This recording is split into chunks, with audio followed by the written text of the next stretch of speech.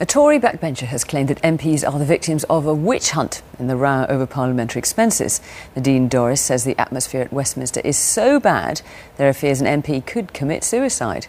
She was speaking as many MPs headed home for the bank holiday weekend, some to face the wrath of their constituents. Rita Chakrabarti reports. It's half-term, and with MPs gone, Westminster's a different place.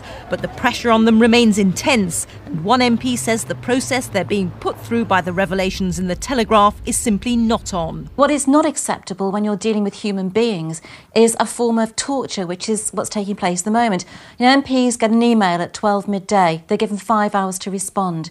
If they phone the Telegraph to explain, their telephone conversation is recorded. Whatever party it is, Labour, Liberal Democrats, Conservatives, MPs are all human beings and they do not deserve to be treated like this. But the Tory leader David Cameron said MPs had to be held to account for what they'd done. MPs ought to be concerned about what their constituents think and ought to be worrying about the people who put us where we are, and we've got to be explaining ourselves to our constituents.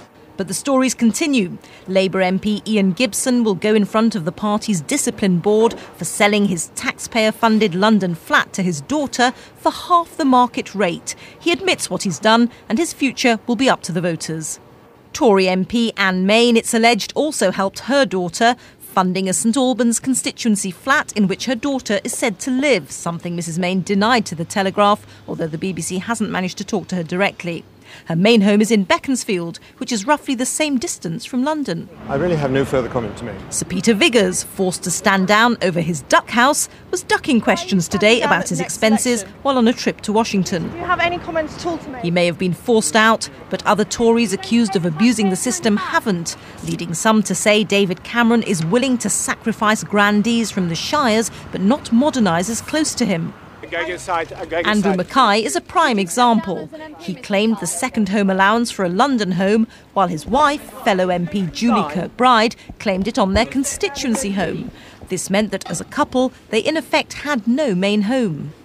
This evening, he's holding a public meeting open to all his constituents. Although he resigned as David Cameron's aide, he hasn't had the party whip withdrawn. So what do people think of his future? I would applaud him, actually, for going public and allowing people to speak to him. There's lots of people suffering through lack of money at this moment and financial crisis, and why should they and the MPs get away with it all? The fallout from this extraordinary story is continuing here and all over the country, with MPs fighting for their reputations and their careers. We can talk to Rita in Bracknell now. Rita, this meeting being held by Andrew Mackay is going to be happening in the next hour or so. How important is it for him tonight? Very important, and he acknowledged that when he arrived here just a few minutes ago. He knows that there's been huge public criticism of him, and he says he wants to use this meeting to say sorry.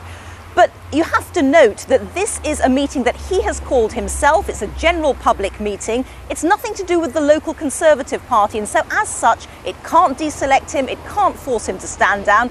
All it can do is shame him if it's so minded to do. The one person who could force him to stand down is David Cameron. He's required the early retirement of free grandees for their duck houses and their moats, but he's so far stood by his former aide, and that's prompted charges of inconsistency in much the same way that we saw Gordon Brown was criticised yesterday for his uneven treatment of free cabinet ministers. What will be fascinating about tonight will be to see whether the anger here is so high and so much that David Cameron does feel forced to act. Rita Chakrabarti in Bracknell, thanks very much.